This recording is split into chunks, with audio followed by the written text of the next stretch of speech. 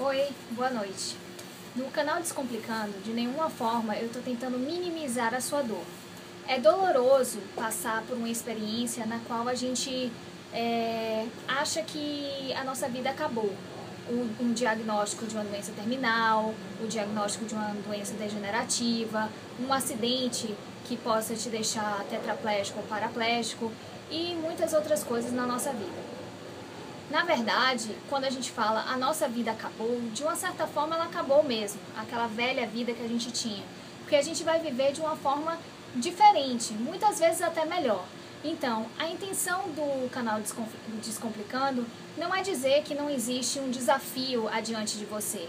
Vai existir, você vai experimentar esses desafios, às vezes vai se frustrar. Até hoje, quando eu me deparo com situações que eu não posso fazer no momento, ou eu acho que não posso fazer no momento, isso me frustra até hoje. Mas existe uma luz no fim do túnel. Então, o canal Descomplicando, na verdade, está tentando diminuir esse tempo de luto que a gente passa. Tem uma psiquiatra e jornalista chamada Elizabeth Kubler-Ross, que ela, em 1969, ela lançou um livro dizendo que se chama Death and Dying, e ela revolucionou a forma de cuidar de pacientes terminais. De uma certa forma, quando a gente fica deficiente, como eu mencionei antes, a gente vai passar por um estágio de luto. E ela enumerou esses estágios em 5 fases. A primeira é a negação, a segunda é a raiva, a terceira é a barganha, a quarta é a depressão e a quinta é a aceitação. Vale ressaltar que esses estágios não são lineares. Você pode começar tendo muita raiva, depois você negar, aceitar, depois ficar depressivo. Não necessariamente ele segue uma ordem e você pode cumprir os 5 estágios ou não. Pode ser que você nunca chegue a aceitar a sua condição. Logo no início do meu diagnóstico, logo quando eu recebi, foi como bater numa parede. Eu fiquei sem saber o nome da condição que eu tinha, eu tenho esclerose múltipla, por 1 ano. Na verdade, quando a gente passa por uma experiência assim, não só envolve nós mesmos, mas o nosso entorno, as pessoas que nos amam. Elas querem se poupar e poupar a nós desse sofrimento também. Então, eu passei 1 ano sem saber o que eu tinha e também não estava muito interessada em saber também. Eu estava negando a minha condição. Quando a doença foi ficando mais ativa e eu comecei a ir mais vezes para o hospital, eu me deparei com aquela realidade e me deu muita raiva. Eu lembro de uma vez que o médico chegou no meu quarto de hospital. A gente já tinha testado várias medicações, as medicações não estavam fazendo efeito. No início é muito da tentativa e erro. E ele chegou pra mim e falou: dessa vez ou vai ou racha. Eu peguei uma caneta e joguei na direção da testa do médico e falei: racha. E eu tinha muita raiva. Elizabeth Kubler-Ross, ela levou uma menina com leucemia na classe que ela dava. Ela era professora também universitária. E os estudantes de faculdade começaram a perguntar para essa menina como ela se sentia, qual era esse processo, como ela estava se sentindo com a leucemia. E ela teve um momento que ela mostrou a raiva dela, dizendo: o que vocês sentiriam se vocês soubessem que você não vai passar por não vai chegar a bailar o seu baile de graduação, talvez vocês não se casem. E ela mostrou aquela raiva. Depois tem o estágio que a gente começa a barganhar, a tentar negociar com Deus, com o universo, com nós mesmos, dizendo: se eu ficar curado, eu vou me tornar a melhor pessoa do mundo. Se eu me tornar curado, se eu ficar curado, eu vou fazer festa beneficente todos os anos. Se eu ficar curado, eu vou me tornar um voluntário. Você não precisa esperar ficar curado ou chegar no estágio que você imagina estar para começar a fazer as coisas. A gente pode começar a viver e a desfrutar a vida mesmo antes da gente estar naquele estágio que a gente imagina ter. A gente nunca deve perder a esperança. Eu tenho a esperança que um dia a medicina possa encontrar uma cura para a esclerose múltipla. Assim como uma pessoa que está na cadeira de rodas, eu acredito que não deve perder a esperança que um dia a medicina possa encontrar algo que vá fazer você andar de novo. Mas a gente não precisa esperar aquele dia chegar para a gente começar a desfrutar a vida.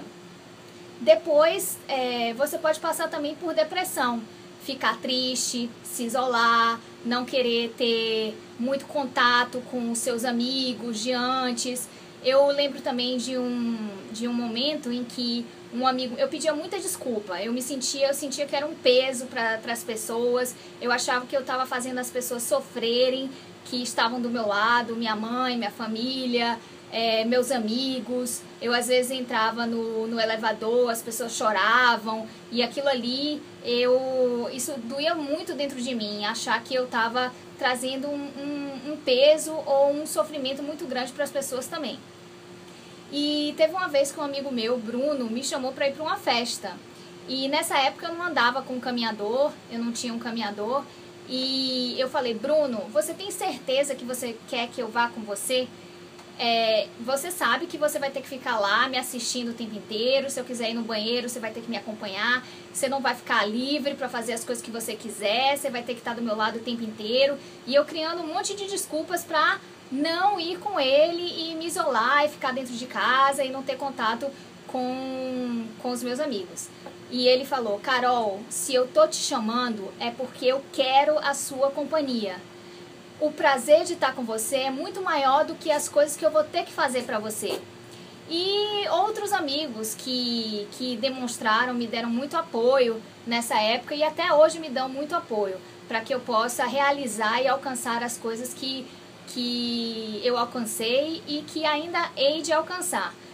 Minha família também, minha mãe, meu marido, muitas pessoas me ajudaram a sair dessa depressão, a vencer essa tristeza, ou até mesmo nos momentos em que eu me sinto fraca, eles me dão a força para eu poder levantar e seguir adiante. Porque existem esses momentos, é natural na vida de qualquer pessoa, as tristezas. A gente só não pode se permitir ficar naquele lugar por muito tempo e tentar olhar a vida de uma perspectiva diferente. Por exemplo, quando você chora, os seus olhos não ficam embaçados? Você não consegue enxergar claramente as coisas diante de você. Você não consegue ver além. Isso acontece quando a gente recebe um diagnóstico ou algo na nossa vida que nos causa muita tristeza, passa. A nossa alma fica embaçada. A gente não consegue ver além. E por isso eu estou aqui para poder ajudar você de uma certa forma a ver que existe uma luz no fim do túnel. E que pode ser muito boa também. E o último estágio é a aceitação.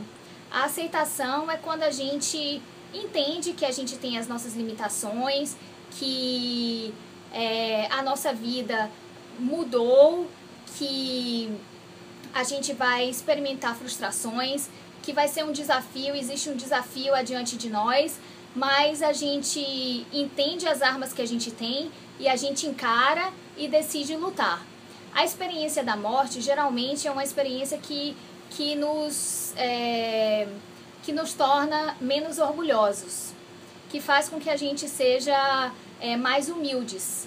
E, de certa forma, é uma experiência, vai parecer loucura o que eu estou falando para vocês, mas nos engrandece a nossa alma, poder ver que nós não somos tão fortes quanto a gente parece. A gente não precisa ser, a gente pode chorar, a gente pode ter os nossos momentos de tristeza, mas o importante é você tentar pelo menos fazer o esforço de enxugar essas lágrimas e tentar ver além, não só por você, mas pelas pessoas que te amam também.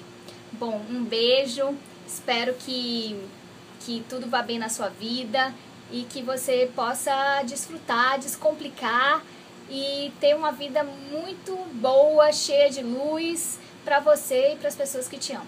Um beijo.